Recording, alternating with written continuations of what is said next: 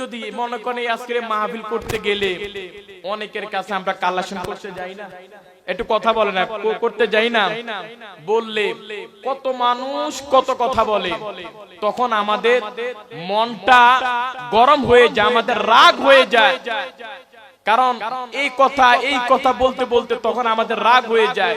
কিন্তু আমার নূর নবীজি কামলিওয়ালা হায়াতুন নবী জিন্দা নবী মানুষদেরকে মক্কাবাসীদেরকে কালিমার দাওয়াত দিতে দিতে এমন পরিস্থিতি শিকার গিয়েছে যে নবীজিকে এমন গালিগালাজ করেছে, নবীজি একবারও ওদের দিকে খারাপ নজরে তাকান না। নবীজি শুধু একটি চিন্তা করে, একদিন তাদেরকে আল্লাহ বুঝ দিবে। এমনি ভাবে এরকম ভাবে যেমন আমরা মক্কা মদিনা যারা গিয়েছে, যারা হজ করে, এটা ইব্রাহিম আলাইহিস সালাতু ওয়াস সালাম থেকে এই হজটা পালন শুরু হয়েছে। কিন্তু হয়তোবা আমাদের এখন যে প্রেক্ষাপট, যে বাংলার যে দুনিয়া সারা বিশ্বে যেভাবে হজ পালিত হচ্ছে তেমন আগে এমন ছিল না। হয়তো সৌন্দর্যের জন্য এইগুলো হচ্ছে, কিন্তু যখন মায়ার নবীজি আমার কামলিওয়ালা সাইয়্যিদুল মুরসালিন এই মক্কা মদিনা যখন হজ করতে যাইতো, তখন নবীজির সামনে ইয়াসরিব, এখন জানি নাম দেওয়া হয়েছে মদিনা, এই মদিনাবাসীদের মধ্যে প্রায় 6 জন লোক হজ করতে আসলো। হজ করার উদ্দেশ্য যখন আসলো, তখন নবীজির কাছে দেখা হলো, নবীজির সাথে কথা বললো। নবীজি তাদেরকে ইসলামের দাওয়াত দিতে গেল। দাওয়াত দেওয়ার পর এক এক করে তাদেরকে বুঝাচ্ছে যে তোমরা এখানে কথা একটা রয়েছে, যখন টানা 10 বছর মক্কাবাসীদেরকে আমার নূর নবীজি কালিমার দাওয়াত দিত, কিন্তু মক্কাবাসীরা আমার নবীজিকে কত ধরনের বিশ্রী কথা বলতো, কত ধরনের খারাপ কথা বলতো। তারপর মায়ের নবীজি মনে কষ্ট নেন না। যখন 11 বছর, কত বছর, 11 বছর হয়েছে, তখন হজ করতে যায় মদিনাবাসীদের, যে মদিনাবাসীরা ইয়াসরিব, এখন আমরা বলি ইয়াসরিব, ইয়াসরিব মানে মদিনা, এই মদিনাবাসীরা হজ করতে গেলেন। ইতিমধ্যে আমার মায়ের নবীজির সাথে দেখা হলেন। নবীজি ওরা ছিল মোট 6 জন। কতজন? 6 জন ছিল। কিতাবের মধ্যে বলা আছে এই 6 জন নবীর সাথে দেখা করলো। নবীজি বলল যে আল্লাহ এক, আল্লাহ ছাড়া কোনো মাবুদ নাই, আমি পয়গম্বর, আমি কামলিওয়ালা, আমি হায়াতুন নবী জিন্দা নবী, এই আখিরাতের বিষয় নিয়ে কথা বলল।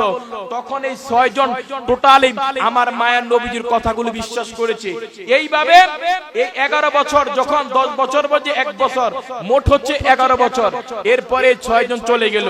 এই 6 জন গবেষণা করে তাদের যে মদিনাবাসীরা, তারা নিজেরা কথা বলতে যায়, আর 6 জনকে ঠিক করলো যে মক্কাবাসীর মধ্যে এমন একজন নবী আছে, তার কথাগুলো গ্রান্টি সব কথা মিথ্যা হতে পারে, ওনার কথা মিথ্যা হতে পারে না।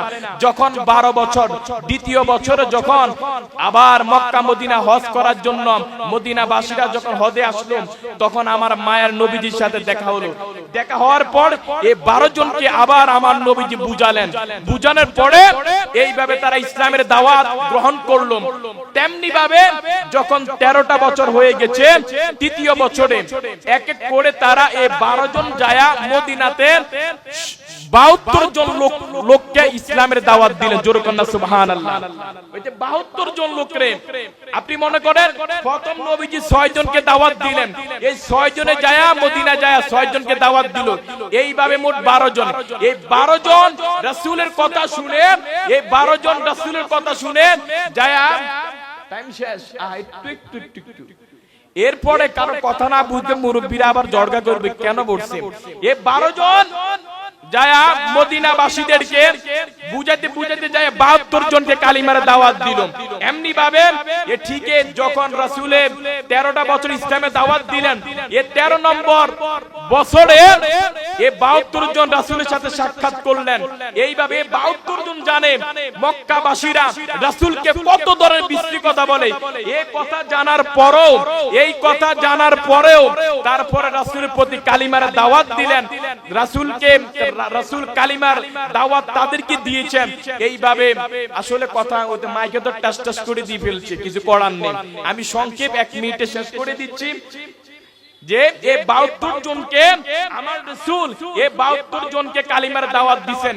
এই 72 জন বলল যে 72 জনে একজন বলল, ইয়া রাসূলুল্লাহ, ইয়া হাবিবাল্লাহ, নবী গো, আপনি আমাদের মদিনাতে চলেন, আপনি মক্কার মধ্যে থাকবেন না। তখন রাসূল বললেন, যদি আল্লাহ হুকুম করে আমি মদিনাতে যাব। এতটুক পর্যন্ত আমার রাসূলের কথা বললাম, কারণ রাসূলের জীবনটা অনেক কষ্ট ছিল, অনেক কষ্ট ছিল। আমরা প্রত্যেক